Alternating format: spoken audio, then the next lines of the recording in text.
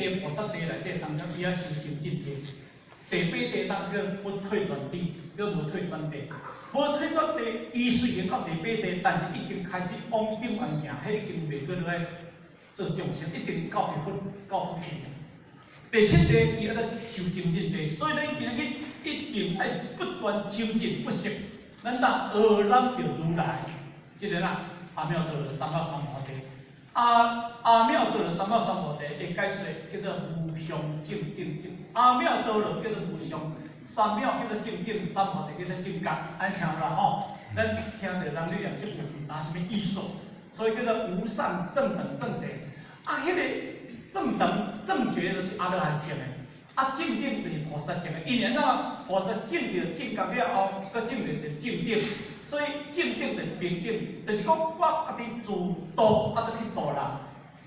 这个菩萨，菩萨功德无完满，所以叫做菩萨。那自度度己功德完满叫做佛，迄叫做哪？迄叫做无上。所以无上正定正觉有具备了哪？具备了佛性、菩萨性、阿罗汉性，有具备这物件吼。第11地在灵性业bản土。咱的心嘛无袂走，自心一致，一直就咱这条路行落，你茫在想这，高速公路这条直接行去就到台北啊，你茫多怀疑，行到新南甲溜落，行到嘉义甲溜落，行到台北甲溜落，多怀疑台北头后，迄叫做自心一致吼。所以呢，你不能自心一致，你的目标清楚，你的方向正确，你今日迄个目标方向。那安尼，你今日要达到目的，非常的简单。名利修安皆灵，发心不退。修道先爱听，修道先爱未清楚，因为你无明，对道无真。